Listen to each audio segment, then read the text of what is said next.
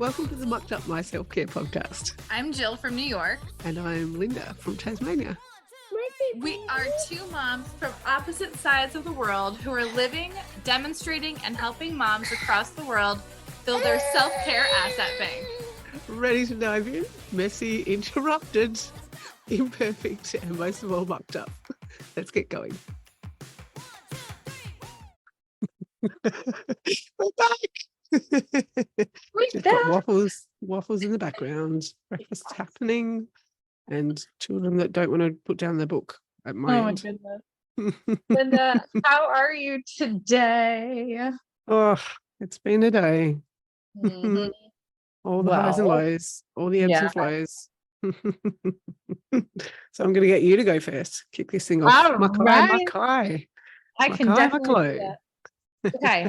Let's see. Makai is definitely that I got to do some girl time this weekend, and I went out with good friends, and we went and grabbed some early lunch and did a little bit of shopping yesterday and the rainy day that we had. So it was nice to be out and leave the boys back at home to fend for themselves. So that was good. Mucklow is still having a toddler. He hasn't grown yet? What do you mean? Right? I don't know what is going on, but Sunday morning he woke up at 4 a.m. It was at 4 a.m. wake up, and then the rest of the day was just shot. It was an early nap that got cut short because we were on the car ride to church, and then he was rambunctious in church, making me lose my mind, but everyone else got a good laugh out of it.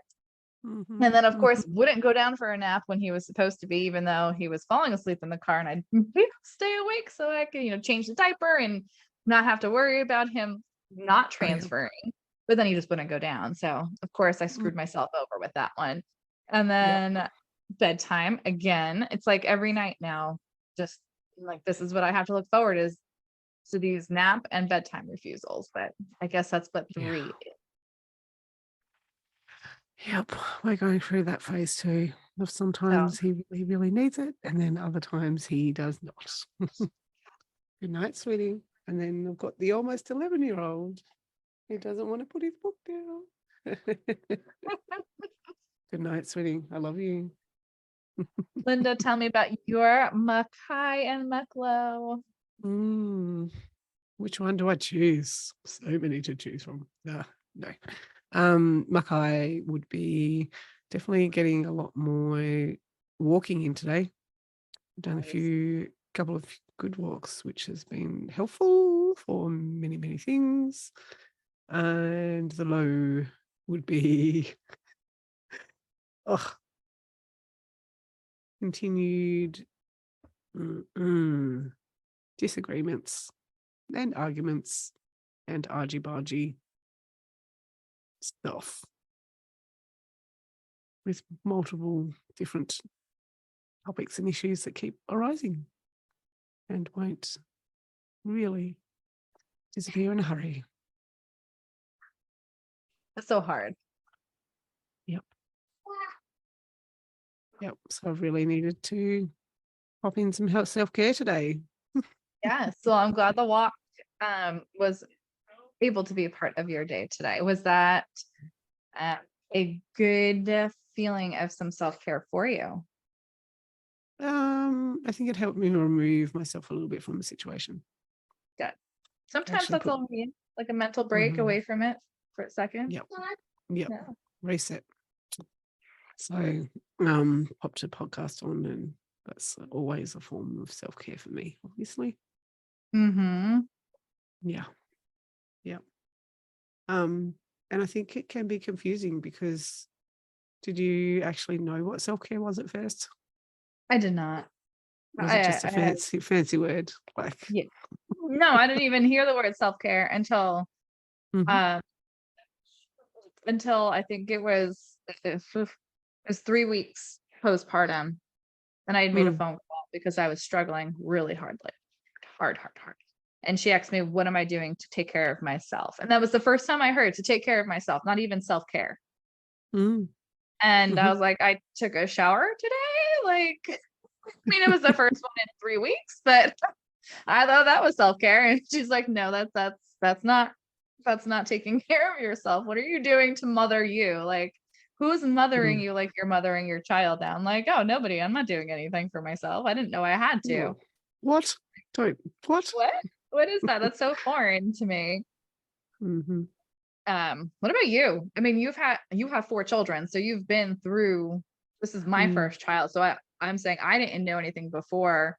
It wasn't a big thing on social media either until I had my son. I felt like, or unless it's just, you don't, if you're not living it, you don't see it kind of thing. But you have 4 kids, so you have more experience with that. Did you know about self-care how long ago? Like what does that Oh, look like for you? I think the term itself has increased in popularity, if you like, especially over the last few years, probably post COVID pandemic. It was pushed a lot Yeah. more harder in different ways. Mhm. Um, I I'm trying to think back to 11 years ago, essentially, when I had my eldest. If I was asked the question, I think it was phrased more around taking care of yourself. Taking care of, what are you doing to take care of yourself? What are you doing for you? I don't remember it being so much like the self care word term. Yeah. And do you think that we hear more about it after birth than before?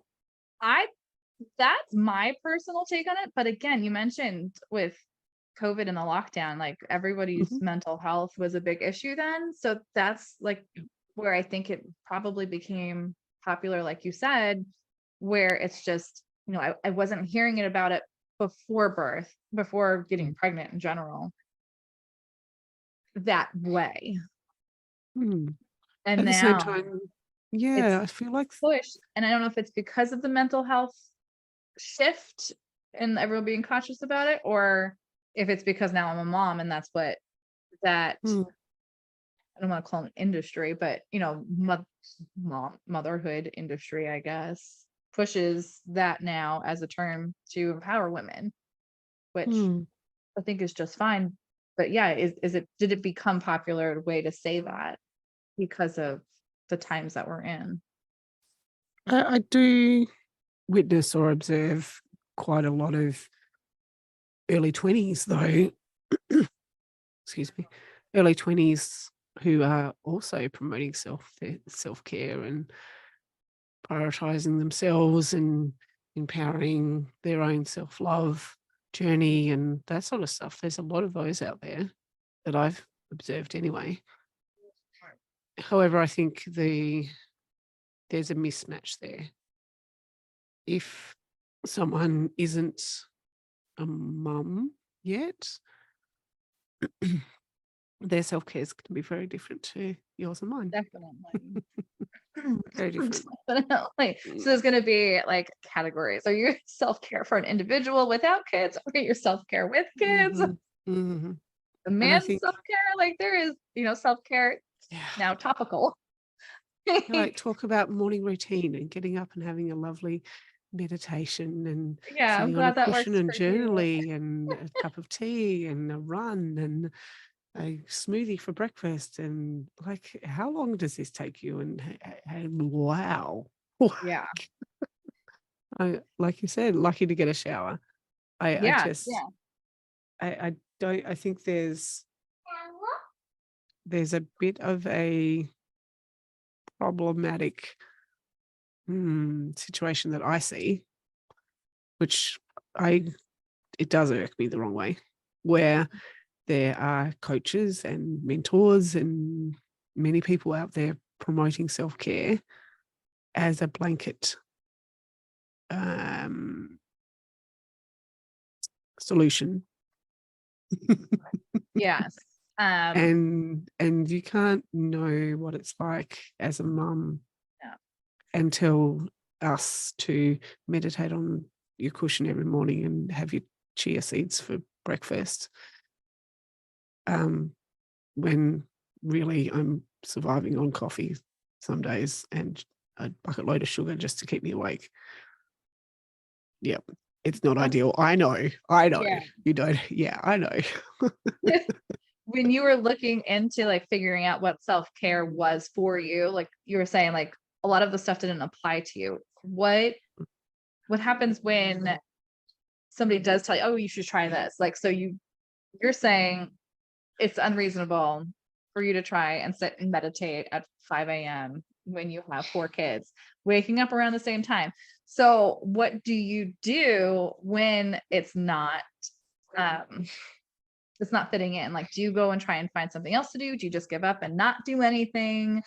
How do Mhm. you like what is it Both. now to you? Do you know what your self-care is that you can do? All of the above. um, I oh, it has definitely been something that has I think it's dependent on if I'm tired or aggravated or frustrated or been scrolling too much on social media maybe as well. Um, I think it's important to recognize that as a mum, you can never 100% dedicate yourself to anything, especially self-care, right? You walk out that door and you're taking a piece of all of your children with you, or you're leaving a piece behind, essentially. And there have been times where I've just gone, oh, yeah, it is just all a bit too hard. And I know that I probably need to concentrate my mind on something else. And unfortunately, sometimes that might be rage vacuuming or scrubbing the grout in the bathroom or very firmly packing the dishwasher and maybe chipping a few plates in the process. um, I don't think I I do actually believe that it's not entirely helpful for people to be told what to do. Nobody likes being told what to do. I definitely also found that a lot of the suggestions, like you're saying, just didn't fit in. Um, I Mm-mm. came across one that was like, okay, here's um, different options based off of time.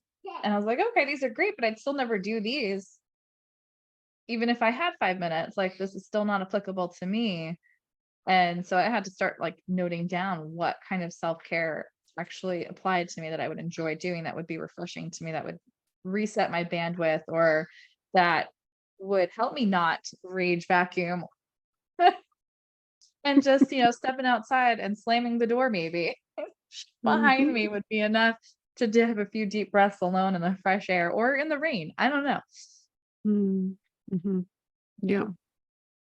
But do you think it builds up though, like a pressure cooker? Like if we don't actually say, you know what, I just don't want to take that advice right now, or Yeah. acknowledge the fact that, yep, I just want to be really annoyed at this or frustrated or angry, and then it Yes. blows over. Or Sometimes we can just pretend and keep hold of it, and then sometimes it does blow up. blow up, and Yeah. then we're beyond the point of any sort of self bloody care. Definitely guilty of both. Definitely guilty of both. Mhm. Yep. But I think that's why this is so important for us to talk about it, because either we are giving an outlet by talking it through with somebody else, just Mhm. it's venting about it, just being able to be validated Mm. about what's preventing us from self-care. And Mhm. that conversation could be a form of self-care. Mhm. Um, and also the ability to give different ideas to each other of ways, oh, Yeah. hey, maybe that would be a great way for me to process and see if that would be a self-care action that I can take for myself. Mm. And hopefully to anyone listening along Yeah, as well. especially being that, well, I mean, you and I, we're not in the same place. You and I are completely on opposite ends of the the world. I know. And yet we're still both in dire need of understanding what self-care is for ourselves and Yep. Yep. fitting it in, making Mm, time for it and figuring out how it works for us in each of our individual lives. yeah. Yep. And I think circling back to your question about what self-care looked like 11 years ago, the answer might be very different now, 11 years later. Is there Yeah. ever going to be a final answer in that? Because sometimes it's daily. Okay, today I just want to burn my business down and like pack up and move to the mountains, and everybody's really getting on my nerves. And then tomorrow it's sunshine and lollipops and let's We're like all toddlers have a bath ourselves. together. Ah, There's no blanket sort of, you can know all about it in here, right. I wish there was. up I in wish the there was a brain. manual for this. Like, why do we have to figure it all out? But that's why we have villages Seriously. and communities, because I mean, And we really podcast can't conversations. we can't do it on our own. We have Yeah. to find that Yeah. support somewhere. So We do. Yep. And this is a great place to find it. definitely is.